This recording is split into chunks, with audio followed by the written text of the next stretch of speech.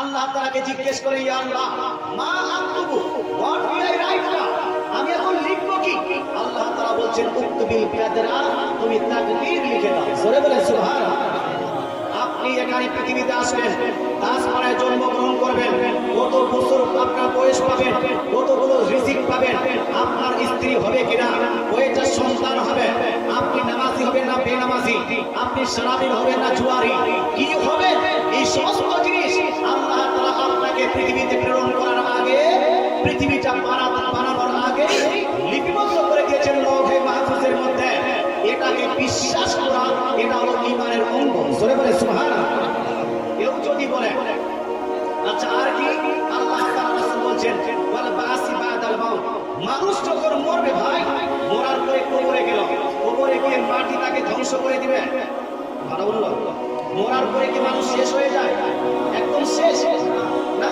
মুসলমান আপনাকে বলতে চাই, মরার পরে যখন আপনাকে কবরে রাখা হবে, আপনার দেহটা মাটি তাকে আস্তে আস্তে আস্তে গ্রাস করে ওটা মাটিতে রূপান্তরিত করে নেবে, অর্থাৎ আপনি মাটির সঙ্গে মিশে যাবেন। মুসলমান আপনাকে বলতে চাই, কিন্তু আপনার আত্মা, আপনার রূহ, আপনার যে ভিতরে যে সুর আছে, আত্মা আছে, এই আত্মাটা যেমন আছে তেমনই থাকবে। আত্মার উপর চলবে আযাব, আত্মাকেই রাখতে হবে ইলিনের মধ্যে, আত্মাকেই রাখা হবে সিজিলের মধ্যে, আত্মাকে অন্য জায়গায় রাখা হবে।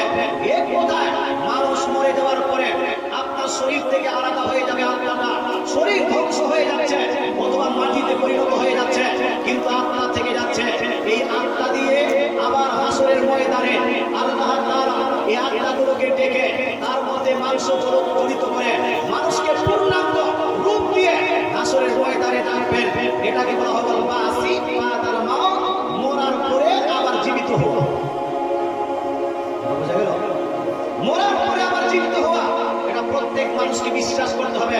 মুসলমান তারপরে আল্লাহ তাআলা রাসূল বিশ্বাস করেন ওয়া আনতুম বিল জান্নাহ, আপনাকে জান্নাতকে বিশ্বাস করতে হবে। জান্নাত আছে, জান্নাত একটা জিনিস, এটা আমরা মানি কি মানি না ভাই? মানি। জান্নাতকে বিশ্বাস করতে হবে। তারপরে দোজখকে বিশ্বাস করতে হবে। জাহান্নাম আছে, খারাপ কাজ করলে জাহান্নামে যাব, এটা বিশ্বাস করতে হবে।